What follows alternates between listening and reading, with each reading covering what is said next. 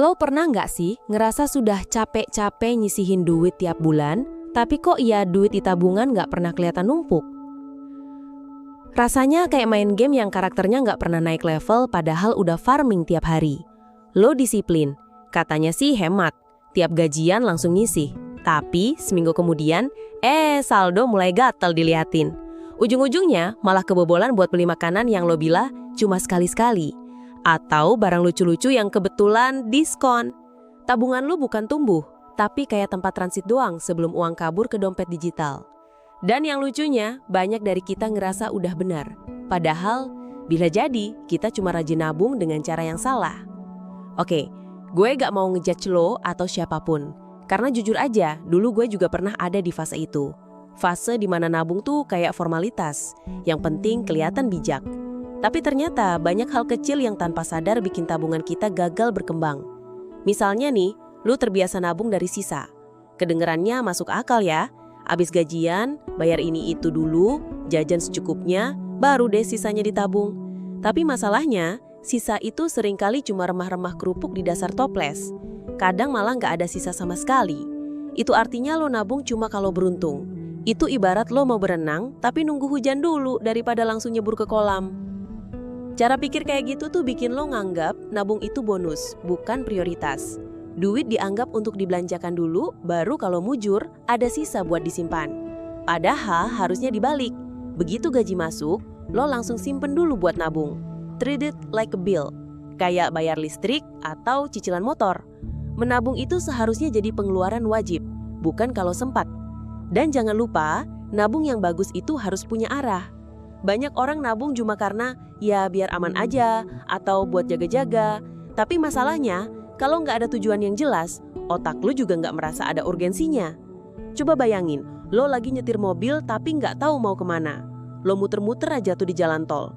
Buang bensin, buang waktu, dan akhirnya frustrasi sendiri. Nah, nabung tanpa tujuan juga gitu. Duitnya bisa kepake buat hal-hal yang sebenarnya nggak penting-penting amat. Diskonan sepatu, kopi artisan, pre-order album K-pop, atau makan fancy pas weekend. Dan yang parah, setiap lo ambil uang tabungan itu, lo selalu punya alasan yang masuk akal. Tapi kalau dari awal lo udah kasih label jelas, kayak biaya nikah, DP rumah, liburan ke Jepang, lo bakal jauh lebih segan buat utak-atik isinya. Satu lagi kebiasaan yang sering kejadian, nyimpen semua duit tabungan lo di satu rekening. Satu tabungan buat semua harapan. Kayak naruh semua telur di satu keranjang terus joget-joget sambil bawa keranjangnya. Rawan pecah bro. Kenapa itu bahaya? Karena lo jadi nggak bisa bedain mana uang darurat, mana buat liburan, mana untuk jangka panjang. Semua bercampur.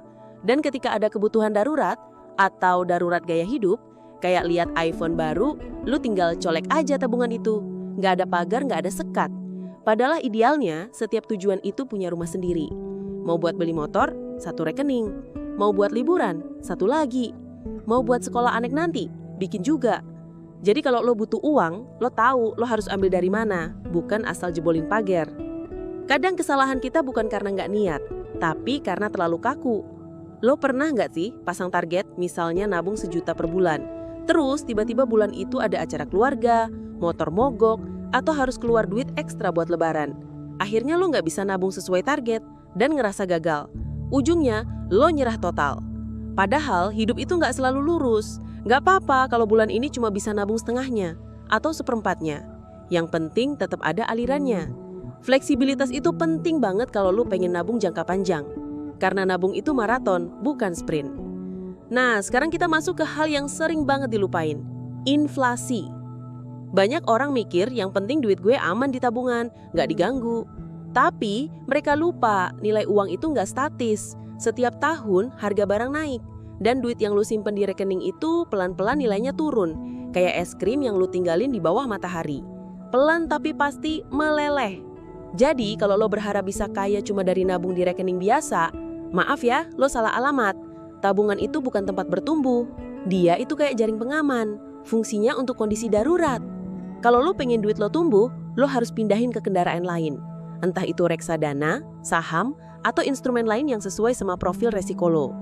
Lucunya lagi, ada juga orang yang rajin nabung tapi sambil ngutang. Kedengerannya kontradiktif ya, tapi nyata banget kejadian. Mereka tiap bulan setor tabungan, tapi di sisi lain punya tagihan kartu kredit yang mencekik atau cicilan pinjal yang belum kelar. Ini tuh kayak ngisi ember bocor, nggak bakal pernah penuh. Mending lo beresin dulu utang-utang berbunga tinggi itu. Karena bunga utang lebih ganas daripada bunga tabungan. Lo boleh nabung, tapi pastiin fondasi keuangan lo nggak bocor dulu.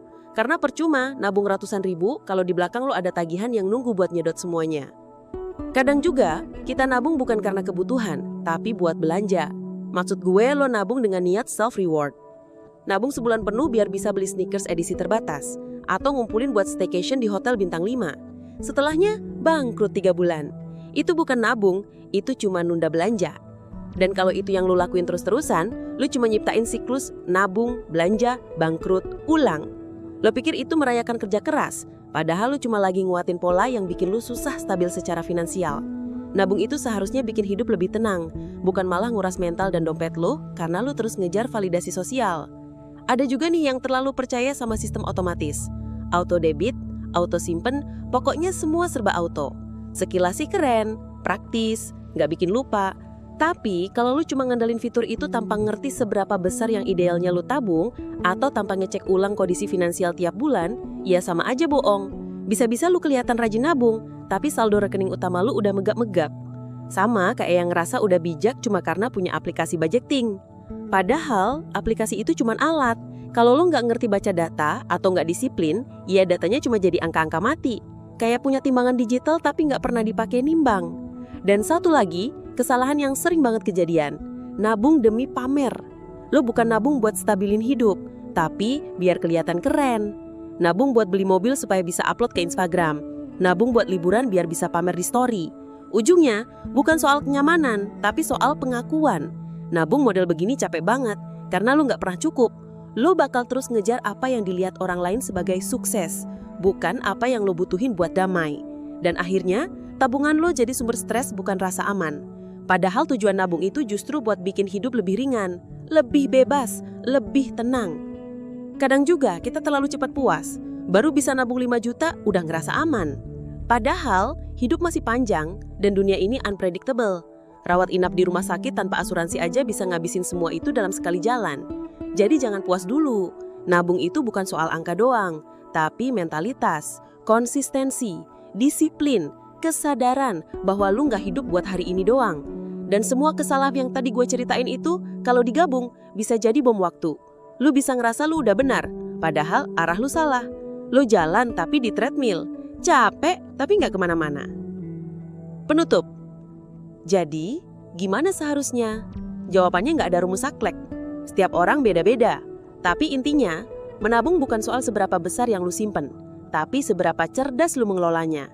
Harus ada tujuan, harus ada sistem, harus ada evaluasi, dan yang paling penting, harus ada kesadaran bahwa menabung itu bukan satu-satunya solusi. Dia cuma bagian kecil dari peta keuangan yang sehat. Karena pada akhirnya, tujuan dari menabung bukan sekedar punya duit banyak, tapi punya pilihan, punya ketenangan, bisa nolak hal-hal yang gak sesuai sama hidup lo, bisa bantu orang tua tanpa drama, bisa pensiun dengan tenang. Dan semua itu cuma bisa tercapai kalau lo berhenti menabung dengan cara yang salah. Semoga setelah denger ini, lo mulai mikir ulang soal cara lo menabung. Mulai pelan-pelan aja, nggak usah langsung drastis. Yang penting lo mulai. Karena tabungan paling berharga itu bukan cuma angka di rekening, tapi pola pikir yang bikin lo lebih bijak ngelola hidup. Kalau lo ngerasa video ini bermanfaat, jangan lupa like, share ke teman-teman lo yang mungkin lagi galau soal keuangan, dan subscribe biar lo nggak ketinggalan video lain yang bisa bantu lo lebih cerdas ngatur duit. Sampai ketemu di video berikutnya.